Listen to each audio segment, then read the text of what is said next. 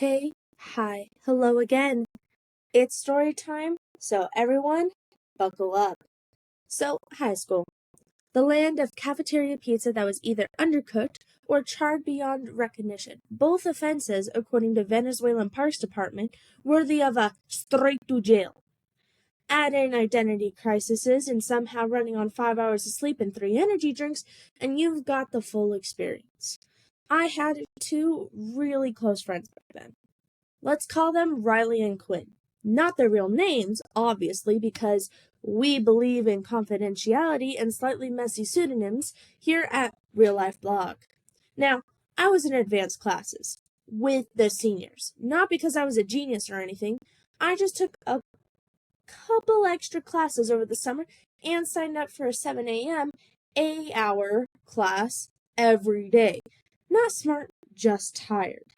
Anyway, in one of these classes, I sat near this person. Let's call them Alex. Alex didn't really know what they wanted to do with their life. At the time, they said they didn't really want to do anything, which, honestly, was relatable. But me, being a little overachieving goblin I was, asked them, well, what do you want? Like, long term? They told me family, pets, a house, the dream. And I, being 17 and full of unsolicited wisdom, was like, cool, how are you going to afford that? And thus began the era of me helping Alex figure out their life plans. Spoiler alert. Somewhere along the way, I caught feelings. I know, shocking. Now, enter the school dance. So, Riley, one of my besties, remember, told me in passing that they had already asked someone to the upcoming dance. And I was like, oh, cool. I'll just ask my C partner from English class. No problem. Guess who my English C partner was? Yep, Alex. Guess who Riley had also asked? Also, Alex. Yes, I know, Alex is one of the most common names out there. Their last name? Equally forgettable. Basically the Smith of last names. Guess who forgot that vital piece of info until after the damage was done? Well, you already know. I asked Alex to the dance, and Alex, being a literal sweetheart, gently turned me down and said they already had a date. Sad but respectful, and I was like, cool, no worries. Inside I was dying. But fast forward a few hours, I was venting to Riley about how I got turned down, and she's all sweet and empathetic and asking who it was, and it's when she says it. Oh, I'm going with Alex. Cue the internal horror movie scream. Alex from English? I ask in horror. Yeah, she says, chill as ever. I ran out of options and just asked him at the last minute, and I died. No, really, I died. I didn't tell Riley. I couldn't tell my innocent friend that she just took the guy I had been harboring a secret crush on for months. I just smiled and nodded and let it all burn in silence. As far as she knows, I never asked him. It never happened, and we'll never speak of it again. I did, however, immediately tell Alex once we got back to class because the guilt was eating me alive. Now, background info. I used to be super religious. Like, obnoxiously religious, Bible thumper, yet make it personality. I have since retired from all of that.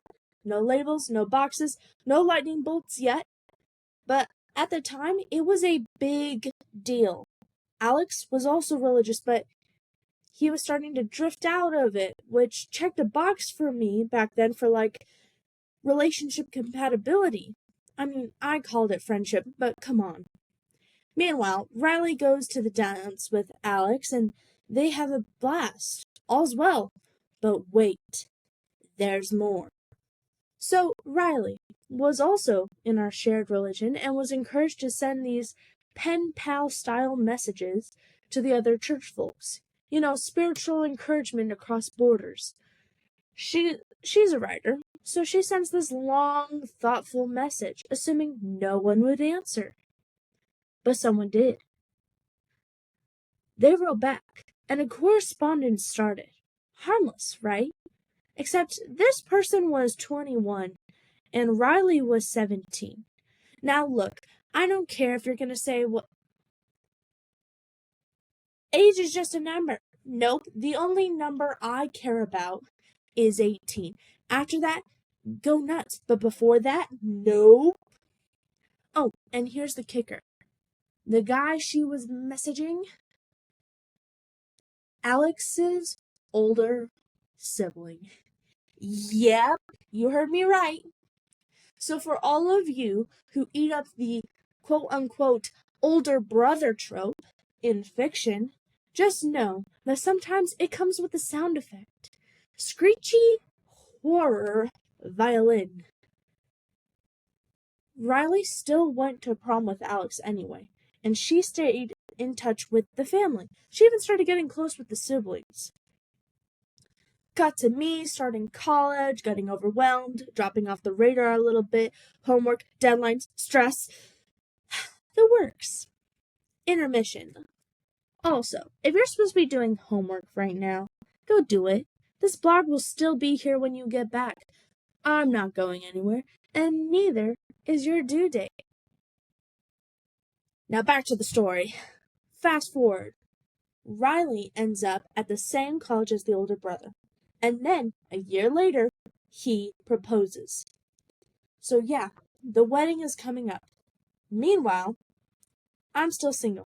Like, no quote-unquote friendship. No dating, no situationships. Just me and my ice-cold white monster vibing. You sad violin. Here's the weird twist of fate. I recently switched majors. Guess who's in that major too? Alex.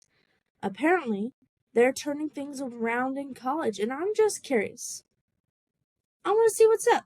Not romantically, I think, but like curious. And that, my dear friends, is the wedding tea. Comment your thoughts, reactions, and your own high school mess if you're feeling brave. And as always, if you've made it this far, you deserve a snack and maybe a nap. And if you want to help fuel the chaos and my caffeine habit, you can tip your local blogger, podcast writer, and writer gremlin at Cash App, $real life blog. It's like tipping your barista, but instead of latte art, you get emotional plot twists in my inner monologue in blog form. Thanks for keeping the chaos alive, one sip at a time.